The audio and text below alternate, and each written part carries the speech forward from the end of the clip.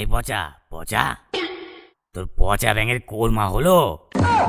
গন্ধে তো জিভে জল আসছে রে। শালা বুড়োটা শুধু সবসময় খাই খাই করে। হ্যাঁ, কিছু বললি? আজ্ঞে না, আপনার খাদ্য প্রেমের প্রশংসা করছিলাম। ও তাই বল, আমি তো অন্য কিছু মনে করলাম। আরে মেজো, তোকে কতবার বলেছি কাঁচা মাছ খাস না, পচিয়ে খা।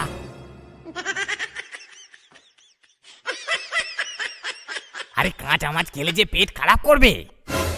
আগে আমি তো পচিয়েই খাই ব্রহ্মদৈত্য মশাই। চোখের সামনে কাঁচা মাছগুলো গিলছিস আর বলছিস পচিয়ে খাস। আগে আগে পেটের ভেতর তো পচাতেই পাঠাচ্ছি, পরে খাবো। ও তাহলে ঠিক আছে। তো বাবা সিটকে মানুষ কি আর মরছে না নাকি? কোনো নতুন ভূত তো আর নাম লেখাতে এলো না।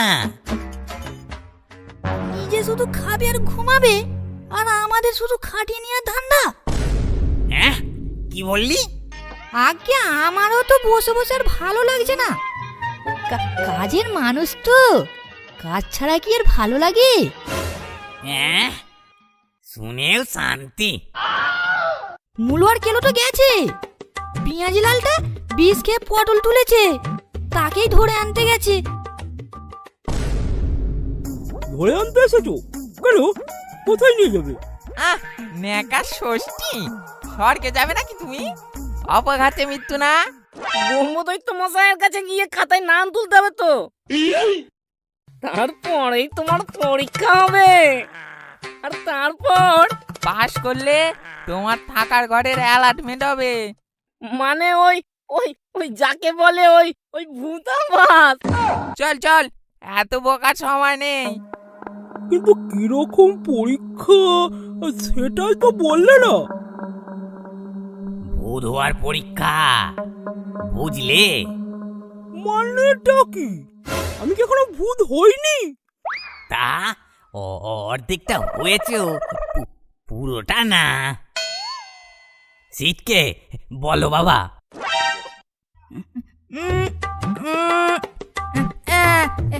298 এই নে ধর কার্ডটা, এটা তোর ভূতের পরিচয় পত্র, ভূতাধার কার্ড। এটা বছরে বছরে রিনিউ করাতে হবে। আর পরীক্ষা? বড় উতলা দেখছি তো। ভূতেদের সব থেকে বড় কাজ মানুষকে ভয় দেখানো। যে কোনো একটা মানুষকে তুই যদি ভয় দেখিয়ে আসতে পারিস তবেই তুই পাস, না হলে এই ভূত সমাজ তোকে ভূত বলে কোনোদিন মেনে নেবে না, বুঝলি কি না?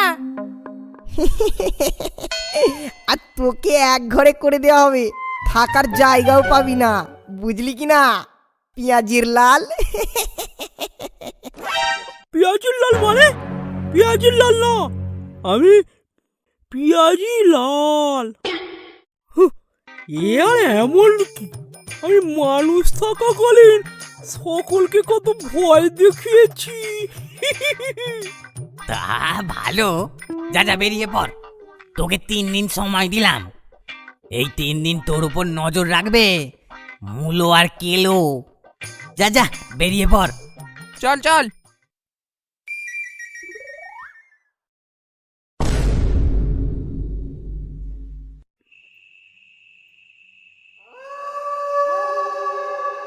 এই তো মাঠটা বেশ ফাঁকা, এখানেই ভয় দেখানো যাবে। শুধু এখন একটা মানুষ আসার অপেক্ষা।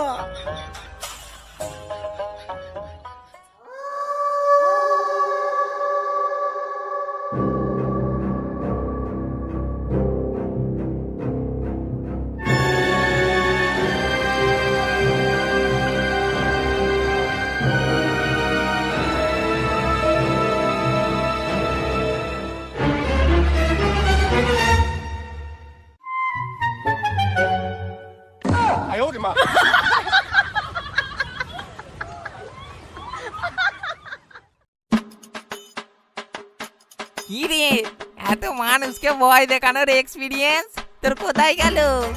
শুধু মুখেই বড় বড় কথা।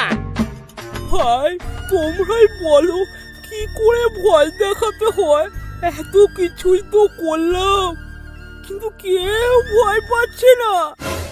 আরে দূর, তোর কাছ থেকে কর। চল চল।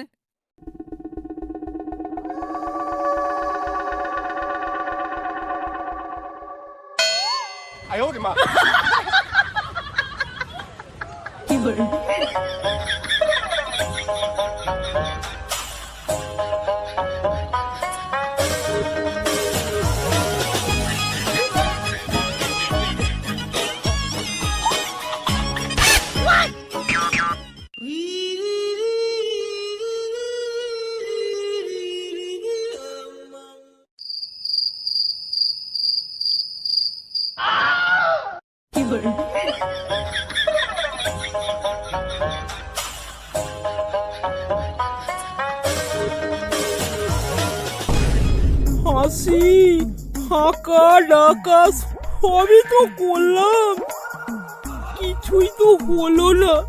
কি যে করি এখন? শোন ভাই, তোকে দেখে দয়া হচ্ছে, কিন্তু আমিও জানি না রে মানুষকে কিভাবে ভয় দেখাতে হয়। কখনো কখনো ওরা ভয় পায়, আবার কখনো কখনো পায় না। ওটা ভাগ্যের উপর। আর সব থেকে বড় কথা, ওরা ভূত দেখতেই পায় না।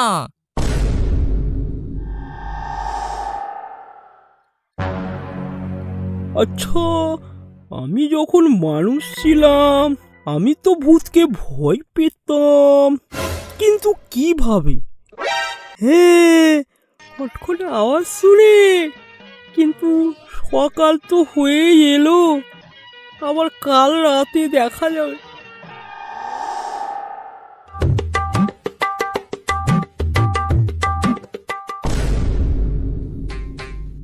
এই তো সন্ধ্যা হয়ে গেছে, একটা মানুষও আসছে।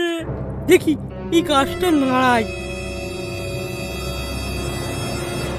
আরে গাছটাই তো পড়ে গেল। গাছগুলোর গোড়া একেবারে নষ্ট হয়ে গেছে, একটু হাওয়া দিলেই পড়ে যায়। ধুর ধুর ধুর।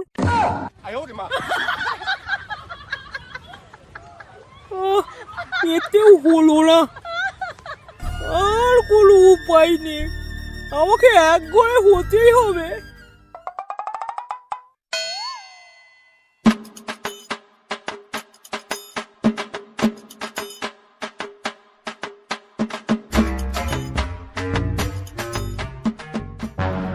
আরে ওটা কেউ দাঁড়িয়ে আছে বলে মনে হচ্ছে না, নিশ্চয়ই ভূত।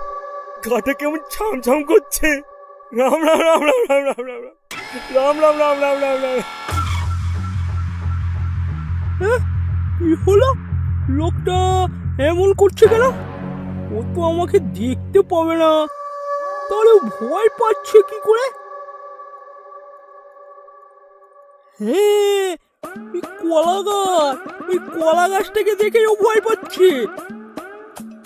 হ্যাঁ, এখন ওটাই আমার শেষ ভরসা। ওই গাছটার কাছে গিয়েই দাঁড়ায়, তাহলে মুলোগুলো ভাববে আমি ভয় দেখাচ্ছি। যাই যাই।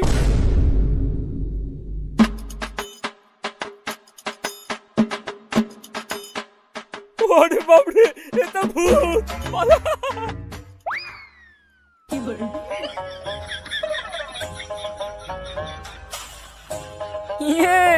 এ যাত্রায় তুমি বেঁচে গেলে দেখছি। কেমন ভয় দেখালাম বলো? ওই কলা গাছ, বুঝলে, ওই কলা গাছই তোমায় উদরে দিল। তোমরা বুঝলে কি করে? আমরা এই কাজটা দেখে আসছি বহু বছর ধরে। আমরা না জানলে কি তুমি জানবে? আর আমিও জানলাম মানুষ ভূতকে ভয় পায় না, ভূত ভেবে অন্য কিছুকেই ভয় পায়।